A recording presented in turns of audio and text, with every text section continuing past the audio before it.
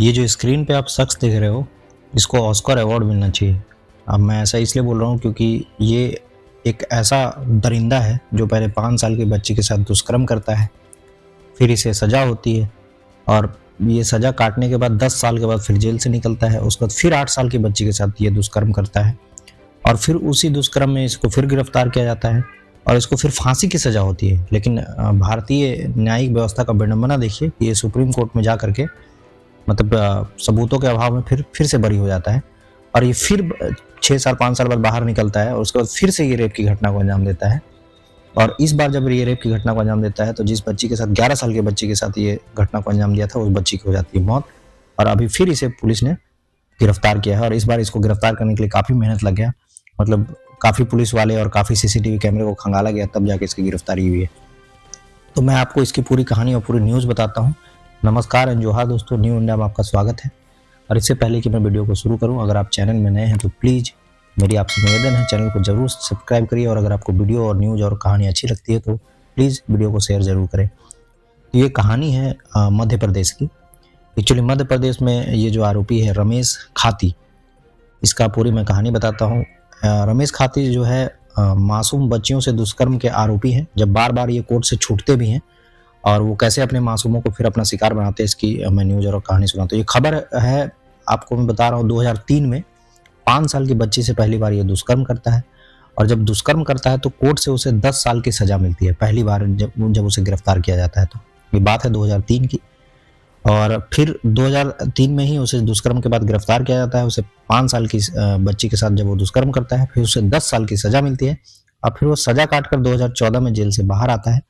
और जैसे ही वो जेल से बाहर आता है उसके कुछ ही दिनों बाद सीहोर में वो 8 साल की मासूम बच्ची को फिर से अपना दरिंदगी का शिकार बनाता है और फिर से उसे लोअर कोर्ट गिरफ्तार करने के बाद लोअर कोर्ट जो है उसे फांसी की सजा सुना देती है। लेकिन आरोपी जो है वो हाई कोर्ट में अपील करता है, फाइल करता है और हाई कोर्ट में जब जाता है तो ये देखा जाता है कि हाई कोर्ट उसे बरी कर देती है सबूतों के अभाव में। मतलब ये भी एक विडंबना है भारतीय न्यायिक व्यवस्था की कि एक रेप का आरोपी जिसे लोअर कोर्ट फांसी की सजा दे चुकी है, जब वो हाई कोर्ट में जाता है तो हाई कोर्ट उसे ये बोलकर बरी कर देती है कि उसके पास सबूत नहीं है। मतलब उसे फांसी को चाहती तो वो उम्र कैद में बदल सकती थी, अब 20-25 साल की कैद की सजा दे सकती थी। लेकिन हाई कोर्ट, आपको पता ही है कि भारतीय न्यायिक व्यवस्था किस तरीके से काम करती है, उसमें मुझे आपको बताने की जरूरत नहीं है। तो उसे 2019 में उसे फिर से बरी कर दिया जाता है और हाईकोर्ट ने उसे इस आधार पर बरी कर दिया था कि आरोपी की शिनाख्त जो है वो परेड के समय बच्ची के साथ उसके पिता भी थे, इसलिए बच्ची को मैनिपुलेट किया जा सकता है। मतलब सबूत नहीं था, बच्ची को मैनिपुलेट किया होगा, ऐसा कहकर उसे रिहा कर दिया जाता है। 1 फरवरी 2025 को उसी आरोपी ने, रमेश ने 250 किलोमीटर दूर नरसिंहगढ़ राजगढ़ में 11 साल की एक मूक बधिर, मतलब एक ऐसी बच्ची जो कि बोल भी नहीं सकती है, उस बच्ची को अगवा करता है और अगवा करके फिर उसे दुष्कर्म का शिकार बनाता है। और बच्ची को उसने ऐसे जख्म दिए थे और उसने इस तरीके से मतलब दरिंदा ऐसा शिकार किया कि वो बच्ची कुछ ही दिन बाद उसके इलाज के दौरान वो दम तोड़ देती है। पुलिस ने फिर 18 फरवरी मंगलवार को आरोपी रमेश को जो है वो ट्रेन से हिरासत में लेती है, गिरफ्तार करती है और उसके बाद ये सारे चौंकाने वाले खुलासे आते हैं। बता दूं कि पुलिस को इसको गिरफ्तार करने में काफ़ी मशक्कत भी करनी पड़ी है। 46 लोकेशंस के 136 सीसीटीवी कैमरे, मतलब 46 लोकेशन के 136 सीसीटीवी कैमरे को खंगालने के बाद ये आरोपी जो है फाइनली ट्रेन से गिरफ्तार होता है। नरसिंहगढ़ में 1-2 फरवरी की दरमियान रात 11 साल की मूक बधिर बच्ची जब सोते समय लापता हो गई थी, तो जब परिवार वालों ने उसे ढूंढने का कोशिश किया तब पता चला कि सुबह उसकी जो बच्ची थी वो झाड़ियों में मिली। और फिर जब उसको मेडिकल जांच कराया गया तो मेडिकल जांच में पता चला कि उसके साथ दुष्कर्म हुआ है और उसके बाद उसकी तबीयत काफ़ी ख़राब हो गई थी और फिर वो इलाज के दौरान अस्पताल में जब वो उसको भर्ती कराया गया था तो फिर उसकी 8 फरवरी को ही उसकी मौत हो गई। पुलिस ने खुद फरियादी बनकर दुष्कर्म का प्रकरण दर्ज किया है और आरोपी की तलाश में जुट गई थी और फिर इसे ट्रेन से फाइनली गिरफ्तार किया गया।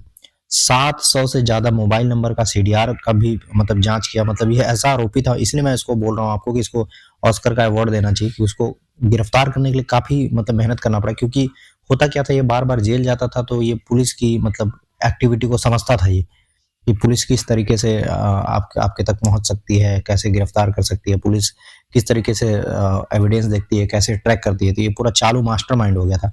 लेकिन चाहे आप जितना भी मास्टरमाइंड हो जाओ, पुलिस आपसे एक कदम आगे ही रहती है, और ये फाइनली पकड़ा गया।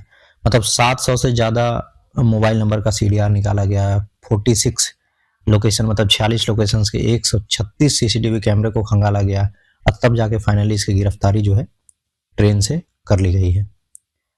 तो ये थे हमारे मतलब ऑस्कर देने वाले भाई साहब रमेश।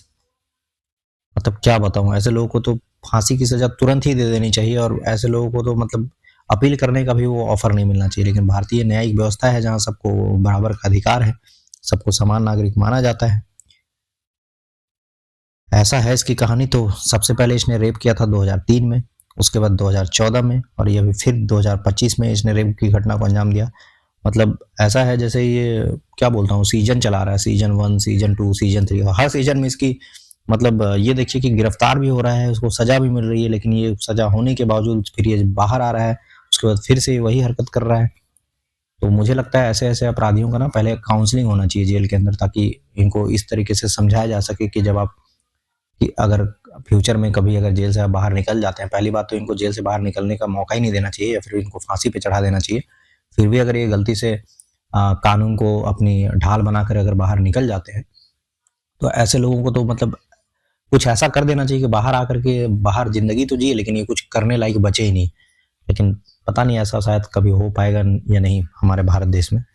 बट ये हमारी विडंबना देखिए कि हम ऐसे आरोपी को पाल रहे हैं, ऐसे आरोपी को रखे हुए हैं जो 3-3 बार रेप की घटना को अंजाम दिया, और ऐसा भी नहीं कि वो पकड़ा नहीं गया।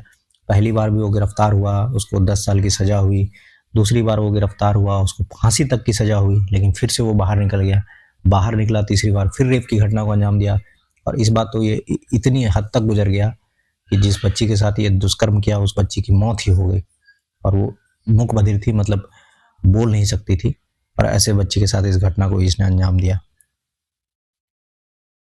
देख तेरे इंसान की हालत क्या हो गई भगवान, कितना बदल गया इंसान। चलिए मैं इस वीडियो को यहीं पे ख़त्म करता हूँ। अगर आपको वीडियो अच्छी लगी हो तो प्लीज़ वीडियो को लाइक कर दें, और ये खबर अत्यधिक लोगों तक पहुँच सके इसके लिए वीडियो को शेयर करें। मैं मिलता हूँ आपसे अगले वीडियो में, तब तक के लिए जोहार, नमस्कार। मैं हूँ सुमित कुमार।